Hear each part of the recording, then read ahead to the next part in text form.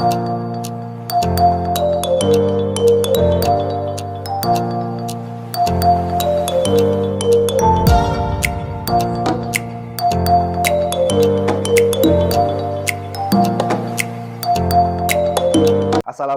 warahmatullahi wabarakatuh. Salam tidar muda, salam sejahtera bagi kita semua. Perkenalkan, nama saya Muhammad Rikza Muqtada MPD, biasa dipanggil Pak Rikza. Saya merupakan dosen Prodi Pendidikan Matematika Universitas Tidar Magelang. Pada video kali ini, saya akan bahas tentang penguatan implementasi kurikulum 2013. Nah, kita nanti akan bahas hal-hal apa saja yang akan dikuatkan, yang akan ditekankan pada pelaksanaan kurikulum 2013. Untuk CPMK dan kemampuan akhir yang diharapkan. Yang pertama, CPMK-nya adalah mahasiswa mampu merancang program kurikulum matematika yang sesuai dengan perkembangan dan karakteristik kurikulum pendidikan matematika setelah mempelajari perkembangan kurikulum pendidikan matematika di Indonesia dan luar negeri melalui suatu proyek yang dirancang secara sistematis dan mempresentasikannya dengan kinerja yang bermutu dan terukur. Kemudian, untuk kemampuan akhir yang diharapkan, yaitu yang pertama, mengetahui bentuk penguatan implementasi kurikulum 2013. Yang kedua, mendeskripsikan bentuk penguatan implementasi kurikulum 2013. Baik, sekarang kita akan membahas apa saja yang dikuatkan dalam kurikulum 2013. Yang pertama, ada PPK, yaitu penguatan pendidikan karakter. Kemudian, yang kedua, ada literasi. Selanjutnya, yang ketiga ada 4C. 4C ini adalah critical thinking, communication, collaboration, dan creativity. Kemudian, yang keempat ada HOTS. HOTS yaitu High Order Thinking Skill, yaitu kemampuan berpikir tingkat tinggi. Nah, jadi dalam penguatan implementasi kurikulum 2013 ada 4 yang dikuatkan, yaitu yang pertama adalah PPK, kemudian literasi, 4C, dan HOTS. Baik, sekarang kita akan membahas masing-masing penguatan tersebut satu persatu. Yang pertama, penguatannya adalah penguatan pendidikan karakter. Nah, dalam kurikulum 2013, ada beberapa karakter yang dikuatkan dalam pelaksanaan pembelajaran kurikulum 2013. Yaitu yang pertama, ada karakter mandiri. Karakter mandiri adalah perilaku tidak bergantung pada orang lain dan mempergunakan segala tenaga, pikiran, waktu untuk merealisasikan harapan, mimpi, dan cita-cita. Karakter yang kedua yaitu gotong royong. Gotong royong merupakan tindakan menghargai semangat kerjasama dan bahu-membahu menyelesaikan persoalan bersama. Kemudian yang ketiga yaitu integritas. Integritas merupakan upaya menjadikan dirinya sebagai orang yang selalu dapat dipercaya dalam perkataan, tindakan, dan pekerjaan. Kemudian juga memiliki komitmen dan kesetiaan pada nilai-nilai kemanusiaan dan moral. Selanjutnya, karakter yang keempat yaitu religius. Religius merupakan keberimanan seseorang terhadap Tuhan Yang Maha Esa yang diwujudkan dalam perilaku melaksanakan ajaran agama dan kepercayaan yang dianut. Karakter yang terakhir yaitu nasionalis. Nasionalis merupakan cara berpikir, bersikap, dan berbuat yang menunjukkan kesetiaan terhadap bangsa dan negara. Nah, itu ada 5 karakter yang dikuatkan dalam pelaksanaan kurikulum 2013. PPK tadi, ya, pelaksanaannya ada beberapa cara, yaitu yang pertama, PPK tadi dilaksanakan secara intrakurikuler atau kokurikuler. Artinya, gerakan PPK ini mengintegrasikan pada mata pelajaran yang ada di dalam struktur kurikulum dan mata pelajaran muatan lokal melalui kegiatan intrakurikuler dan kokurikuler. Jadi, untuk PPK-nya ini dimasukkan langsung ke dalam pembelajaran di kelas. Selanjutnya, yaitu ekstrakurikuler. Sekolah juga dapat melaksanakan gerakan PPK ini dalam kegiatan ekstrakurikuler, yaitu mengimplementasikan PPK tadi melalui kegiatan ekstrakurikuler yang ada di satuan pendidikan. Misalkan dilaksanakan di dalam kegiatan pramuka, PMR, atau yang lain sebagainya. Selanjutnya, cara yang ketiga adalah budaya sekolah. Sekolah dapat melaksanakan gerakan PPK dengan membudayakan di sekolah, yaitu melalui budaya sekolah yang dibentuk dalam proses kegiatan rutin, spontan, pengkondisian, dan keteladanan warga sekolah. Mungkin bisa dilaksanakan dengan pembiasaan sholat berjamaah, atau mungkin kerja bakti, dan lain sebagainya. Nah, sekarang kita akan membahas penguatan implementasi kurikulum 2013 yang selanjutnya, yaitu literasi.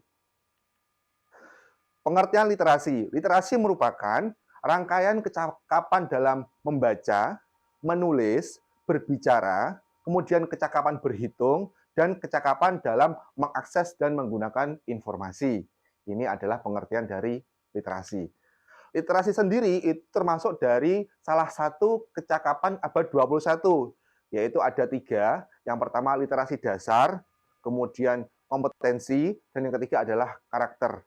Nah, literasi dasar tersebut juga dibagi menjadi 6, yaitu kemampuan dalam baca tulis, selanjutnya kemampuan dalam berhitung, yang ketiga kemampuan sains, yang keempat adalah teknologi informasi dan komunikasi, kemudian kemampuan dalam keuangan, dan yang terakhir adalah kemampuan dalam kebudayaan dan kewarganegaraan. Itu merupakan bagian-bagian dari literasi. Selanjutnya, dalam pelaksanaan literasi di sekolah, ada beberapa sarana-prasarana yang harus dimiliki oleh sekolah agar kegiatan literasi dapat berjalan, yaitu yang pertama adalah perpustakaan sekolah. Yang kedua adalah pojok baca di kelas dan lingkungan sekolah. Yang ketiga adalah web sekolah. Kemudian yang keempat adalah akses internet. Selanjutnya yang kelima adalah spanduk untuk menumbuhkan budaya literasi. Kemudian terakhir adalah buku teks pelajaran dan buku pengayaan. Nah, keenam sarana prasarana ini dapat membantu pelaksanaan literasi di sekolah. Selanjutnya, skema pelaksanaan literasi. Nah, pelaksanaan literasi sekolah ini bisa dilakukan melalui beberapa skema, yaitu yang pertama, melalui pembelajaran. Kegiatan ini dapat dilaksanakan melalui intrakurikuler atau pembelajaran menggunakan strategi literasi. Jadi, guru dapat melaksanakan literasi include di dalam pembelajaran. Kemudian yang kedua adalah pengembangan. Nah, pengembangan kecakapan literasi ini dapat melalui kegiatan non-akademik. Contohnya, melalui kegiatan ekstrakurikuler, yaitu misalkan jam wajib kunjungan ke perpustakaan. Selanjutnya, yang ketiga adalah pembiasaan. Nah, di sini sekolah dapat menumbuhkan budaya literasi dan minat baca di sekolah, ya, melalui pembiasaan di sekolah. Baik, selanjutnya yaitu keterampilan abad 21 atau 4C. Yang pertama adalah communication atau komunikasi, yaitu proses pertukaran bahasa yang berlangsung dalam dunia manusia atau kemampuan siswa dalam menyampaikan ide kepada orang lain, baik secara tulis maupun lisan. Kemudian, C yang kedua adalah kolaboratif atau kolaborasi, yaitu bekerja dalam kelompok untuk mencapai tujuan bersama sambil menghormati kontribusi masing-masing individu untuk keseluruhan. Selanjutnya, C yang ketiga adalah critical thinking and problem solving, yaitu kemampuan untuk mengevaluasi secara sistematis bobot pendapat pribadi dan pendapat orang lain. Kemudian, C yang terakhir yaitu creativity and innovation, yaitu kreativitas dan inovasi, yaitu merupakan kemampuan menghasilkan bentuk baru dalam bidang seni atau dalam memecahkan masalah-masalah yang baru. Itu merupakan 4C dalam keterampilan abad 21. Baik, selanjutnya yaitu HOTS atau High Order Thinking Skill, kemampuan berpikir tingkat tinggi. Nah, di sini ada taksonomi Bloom, yaitu aktivitas siswa dalam pembelajaran yang menunjukkan tingkatan berpikir siswa. Yang pertama ada mengingat, kemudian memahami, selanjutnya menerapkan, menganalisis, mengevaluasi, dan mencipta. Nah, untuk 3 yang atas ini, yaitu mencipta, mengevaluasi, dan menganalisis termasuk dalam HOTS, sedangkan yang bawah, menerapkan, memahami, dan mengingat, ini termasuk dalam LOTS, atau berpikir tingkat rendah. Nah, HOTS ini mengutamakan pada pembelajaran yang merangsang anak untuk memiliki nalar knowing how. Jadi, anak bisa bernalar, ini bagaimana bisa terjadi. Sedangkan LOTS itu lebih pada knowing what. Jadi, LOTS itu lebih kepada ini apa, itu apa. Sedangkan HOTS juga membutuhkan kemampuan belajar kompleks, seperti berpikir kritis dan memecahkan masalah.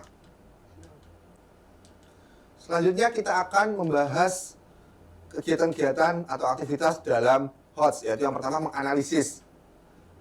Menganalisis merupakan kemampuan untuk memecah materi ke dalam bagian-bagian penyusunnya dan menentukan bagaimana bagian-bagian tersebut saling berhubungan satu sama lain.